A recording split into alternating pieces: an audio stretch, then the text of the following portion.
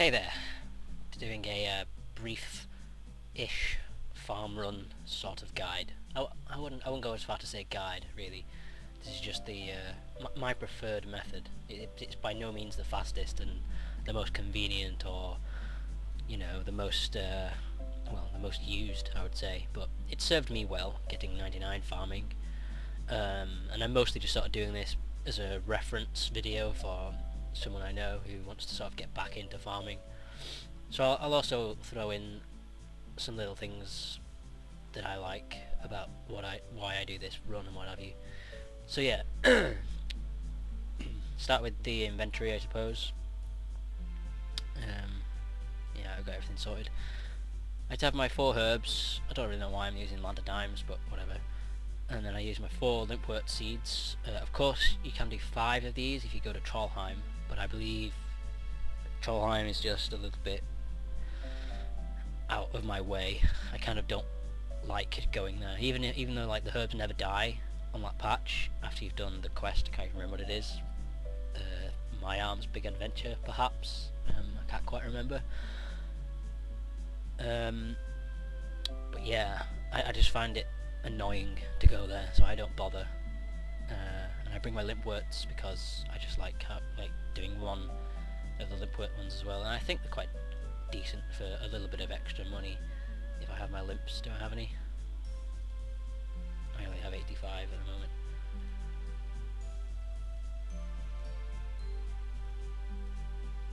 So yeah, that's 102k there in 84 of them. I mean, you can use them in making potions if you want. I can sell them. I don't know. I still collect these, even though I have no reason to anymore. And you'll see the 2 patches I go to in my run anyway. I keep thinking to go in here for the price checker, and it's up here. Ah dear. But yeah, I've got a good 500k in those. It's taking me a long time to collect them. I mean, I use them mostly for payments for Calcats, but not that I'm ever going to use them all, but I just like collecting random stuff. As you can see, I've got 20k sweet corn, but there you go. Right, my teleports, Ictophile, however you want to say it, Adone Cloak. I use Camelot teleport rooms, and I always have the Lumbridge Diary ring, the Explorer's ring, for the Cabbage Port teleport. I also wear the Falador shield, mostly because it looks quite cool, and also because in the Falador herb patch you get a bonus bit of experience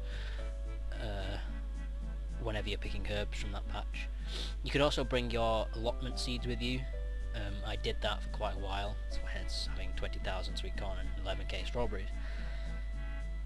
But you know, it is a bit of an extra bit of time, and it might not be worthwhile doing. It's entirely up to you, really. And I use pineapples as my super compost of choice because you can get 40 from Arheim in Catherby every day for like 2 GP each, so it's relatively cheap. So yeah, I start by going to Camelot. This is my first port of call. Most of this run was devised out of habit, I guess you could say. It's by no means the fastest, and a lot of people decide to use Luna, things like that, and I did for a while, but I don't know, I like things simple, and I could just sort of do this even if I was distracted by other skills and stuff like that. So right, so get out 15 buckets. Oh, not quite. Make my super compost. You may wonder as well why there haven't been any weeds growing here. If you talk to any one of these people, and you can ask them to look after your crops, so they'll always have no weeds that grow, which is really convenient because it's so annoying having to get out your rake and just re-rake them, if you will. It's like 3 XP per one, and then you end up with just compost materials, and compost is useless. Once you start to use super compost, you sort of notice the difference really rapidly. can't even remember what herbs I did last year, to be honest. It's been quite a while since I farmed. But yeah, this is what I do. So you'll need a seed dibber, a spade, you need your secateurs and your watering can, and 4 of those super composts. That's it. So I wield them. I'm not entirely sure if you do need to wield them. I've never really looked into that. I think it's more habit, just wielding them every single time. What herbs have I been doing? Is that dwarf weeds? No, toadflax. You can also use juju potions. You can do this run in under 5 minutes if you're quick, and I still do my lipworts as well, I think, and I manage it. And juju potions are pretty awesome. I've ended up with like over 60 herbs in one run, only doing 4 plots, and it's like, that's a ridiculous amount of money if you wanted to sell them, doing the right herbs, you know. But it does take quite a while to get them, so it's up to you if you think they're worth it or not. Okay, now this is where my add-on cloak comes into play.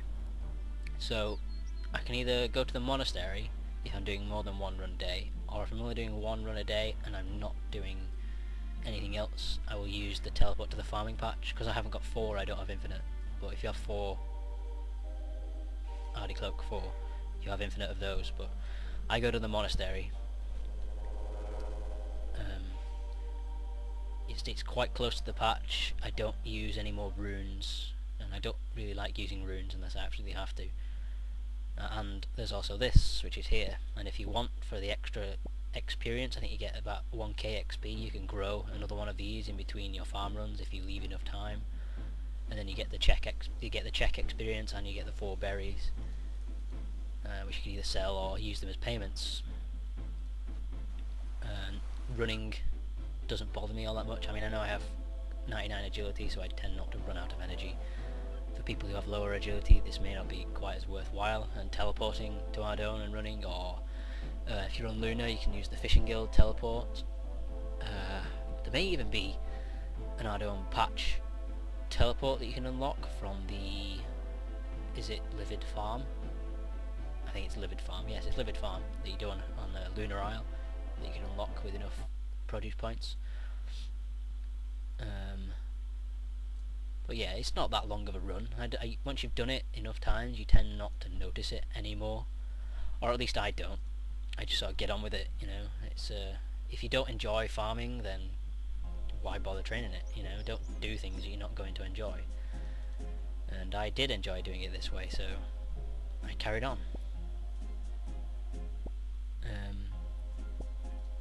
So yeah, not done lucky with my plots at the moment, have I? But I don't bother composting any of these. I just water them the once. I think I don't collect enough super compost to warrant in a worthy cause to like super compost every single patch that I use. And quite often these grow regardless. Oops, did that a little bit too quickly. Yeah, limpworts grow regardless of whether you super compost them or not, quite often, so you tend not to be losing out all that much. Wow, I got a task. I forgot about the new task. I haven't tried those yet. I think I missed out on the early bird thing. I could have got it, but oh well.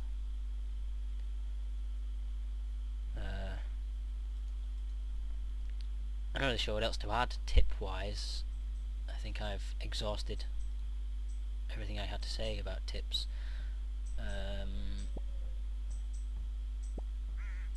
I know I found it worth doing allotments when I was training farming, even though it's a little bit slower to do the runs. I just thought if you actually calculate the extra experience you get, it does make a difference. It's like you can end up getting up to a few K extra XP, I think, if they all live and you get enough yield from the crops. So it's like when you're actually trading for 99 farming, you want to be getting as much XP as possible, so you want to be doing all your tree runs, you want to be doing your calcat. If you get an income of spirit seeds, you want to be doing your spirit trees as well. And doing allotments is just, you know, it just adds a little bit of bonus experience, and it's just totally worth it. Already, I think it is. So I would do it. Is my advice. Just do it. Don't get caught up in the whole, oh, it takes so long, you know. You can use them on the leprechaun and bank them. I see people dropping them all the time, but I never drop anything I farm. I always keep everything, or at least if I don't keep it, I sell it, you know, or use it. Oops. So you may be wondering where on earth I'm going now. This is the part that a lot of people would end up finding counterproductive or pointless or whatever, because you can just glory teleport to Edgeville or whatever, which is completely fine, you know. Or if you bring extra runes, you can just teleport and then start your next thing, or go to wherever it is you wanted to go after your farm run. But I decided to run down here for the extra poison ivy patch, and because I have my house here, I use my house port, and then I teleport from there to wherever I want to go.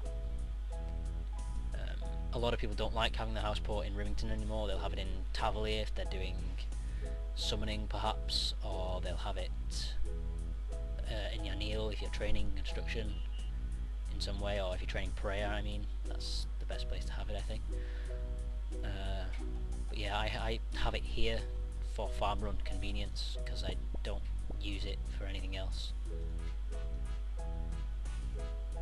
If you're more of a bossing type player, or you do extra things that requires your house, then it's perfectly fine to not incorporate this into your runs, but I do. I've always found this to be a decent way of doing it. It saves me runes or glory teleports if you don't have a lot of glories, because I know a lot of people don't collect glories because they don't train rune crafting. I know I have quite a few, but I don't have all that much. Okay.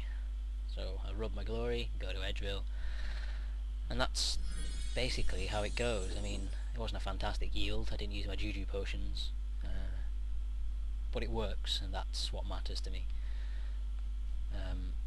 So I'm going to do a tree run as well after this, and put that up, and these will be the updated versions of my old videos that I used to have in 720p, which is always nice. So yeah, thanks for watching, and I hope this helps, you know, more than the one person this was made for. So I'll see you in the next video. Bye.